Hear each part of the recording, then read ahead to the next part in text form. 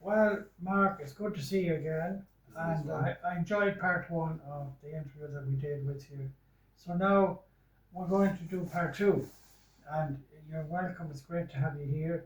Um, I think when we ended up the last part, I think you had arrived in Hermosa Beach.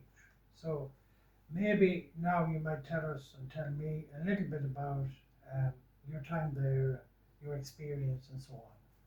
Sure, yeah, my pleasure. Thanks for having me You're again. welcome. Yeah. I had made a decision to move to California after I believe it was Austin for a little while, Hmm. and then back home in South Jersey for a little bit. Yeah. And my brother was out there, and he was living with his good friend Hmm. from Clemson University, Hmm. which is Phil, Philip Philadelphia. Howley. Oh, Okay. Philip Howley. Philadelphia. Sorry. Yeah, who's our great director here. That's right. And Yeah. um, Yeah. and so they had a roommate who was moving out, and I slid right in there, Very and good. had decided that I'd like to, test the waters, so to speak, of California Hmm. and Los Angeles in particular, and the beach towns. Hermosa Beach is a beautiful beach town in an area called the South Bay, Okay. of a few beach towns, and yeah, right off the bat, I got involved in working at a club or also restaurant um, that specialized in house music, Hmm. which was very trending at the time. And in fact, there was a hostel on top Oh. of this club, and it was right on the pier in Hermosa Beach. The place was called Dragon. Shout out. Hmm. And so I was working and enjoying, my life in my mid 20s. Had those travels that I'd mentioned in the last video, and trying to find myself and find my niche and sort of just progress and move forward with my life. And so I enjoyed it very much.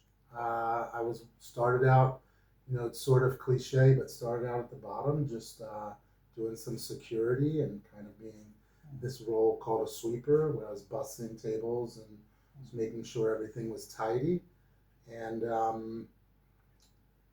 moved my way up. So I ended up getting a chance to bartend there during the day, which was very nice. And then, during the day I would bartend, and then I would meet some people from the hostel and go hang out in the hostel. So I got to meet very interesting people, and all the while hanging out with my brother and Phil. And there was actually a few friends of mine, Billy Heisler, who was living in Hermosa Beach, which I didn't even realize. And it turns out that he was living 4 blocks away, and he went to St. Joseph Prep as well.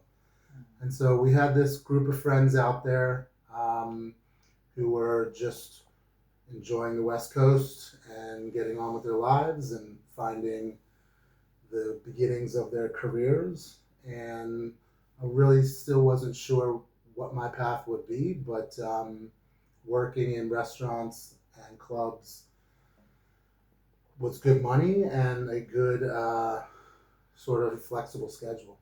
And so I did that for many years and moved my way up into bar managing, and then eventually being a general manager at some venues in Los Angeles. And that included stints in Venice Beach, in West Hollywood, and also downtown Los Angeles. All the while learning more about food, more about my my sort of expertise is craft beer. And I guess my favorite gig down there would have been working at for a short time at a place called McKellar, DTLA, which means downtown Los Angeles, where it's a really great Danish beer brand. And I had hopes of doing more for that company. And that didn't work out because that was my last job before the pandemic. But going back a little bit to my time in LA and living in Hermosa Beach, we really had a close knit group of friends. And we had holidays together. A lot of us were a little ways from where we grew up, and it was excellent. You know, it offers a very healthy lifestyle, California, if you're seeking something along those lines. And I got into yoga, and I got into just spending time outdoors and on the beach and in the water. I do love to swim. I am a novice surfer, but I'm very into surf culture. I think it's a beautiful thing. You know, it includes a lot of art and healthy lifestyle, and yeah, I'm really into that, and just develop different things through my time there, as far as understanding different culinary techniques and food in the restaurants that I was in, and enjoying going to the pubs in my mid and late 20s and early 30s, and meeting people from all over. You know, it's kind of a melting pot of people who are sort of transplants or trying to live that sort of West Coast lifestyle. I was fortunate enough to get to visit San Francisco and worked up there for a short while at a music venue and restaurant, large restaurant called Terrapin Crossroads, which happened to be owned by the bassist of one of my favorite bands, the Grateful Dead. And so kind of was a full circle thing for me there. And I visited, I was only there for about a year, but it was a great experience. And overall, you know, that is, a tool in my belt, the restaurant industry, and basic operations and marketing and, just managing. Managing restaurants is a difficult business, and you have to have some patience, and also patience with running a staff, and also just understanding you could work at it 24/7. So at times you need to detach from it a little bit if possible and get some rest. I'm sure you feel the same way. You could be helping people constantly, and it certainly is appreciated, but sometimes I'm sure you need a little bit of rest and take a breather and and sort of recover if you're working hard. And so along those lines, I got into also some acting. And so I decided at some point in my early 30s, somebody mentioned that I had a great look. At that point, I had this pretty nice beard, and it wasn't quite as trendy back then. And so I went ahead and got headshots and put myself up on casting networks for Los Angeles, which is a site where you can submit for roles. And I got a chance. I got an audition once. It was my first audition, and I booked it. It was wild. It was like lightning in a bottle. It was a SAG production, and so I was what they call a Taft-Hartley, which means I was then eligible to join the union, and decided to try and make a career out of acting, as far as with focus on commercial acting. I joined. I took a few classes at the Upright Citizens Brigade, which is the UCB. It's a improvisation group, and really an institution that offers you a lot of skills in improvisation and acting. And you make certain types of relationships, and that's really how you network and you find your way into jobs. So I wasn't crazy successful. I was busy working in restaurants, and it was hard to dedicate 100% of my time to that career. But I did book a few national commercials and a few a few big print jobs, and at some point, those gave me some more, um, you know, income so that I could maybe invest in some more classes. And in some ways, I still dabble in that today. In New York City and in Philadelphia, I'm submitting, and things have changed a lot in the last 10 years for many reasons.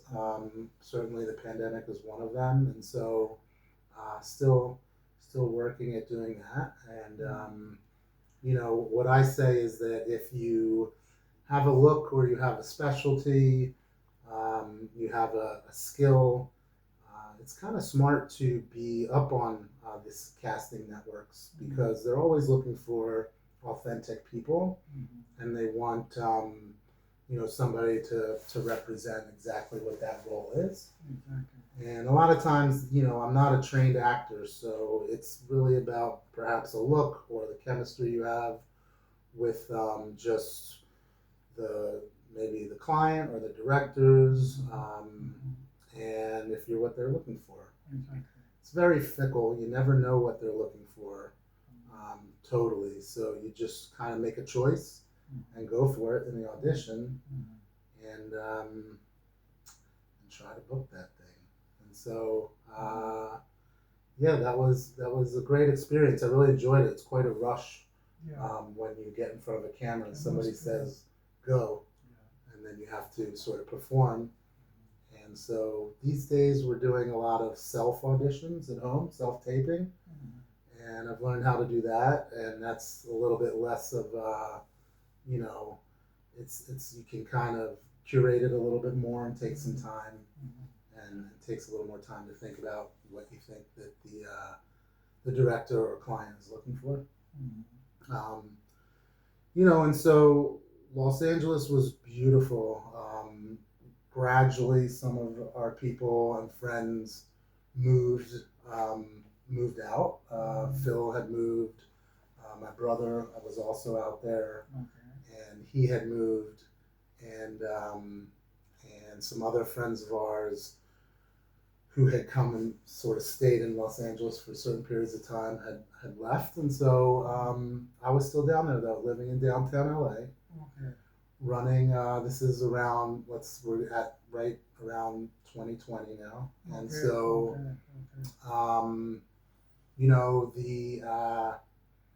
I was opening like 3 places in downtown Los Angeles and really enjoying being a part of that community. I felt like it was building, and so I would have a lot of vendors for opening a restaurant. A lot of vendors and purveyors would give me samples of all sorts of food, and so that whole time I made sure not to waste food. That's one of my things that I make sure not to do, and so I would hand out some food to local food banks.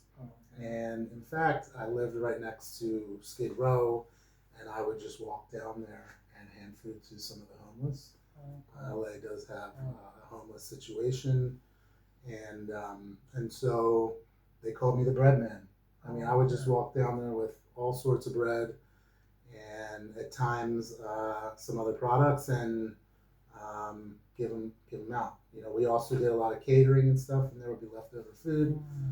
It was impossible for us to save, and so I would then donate that or hand it out. And I think that's very important to do.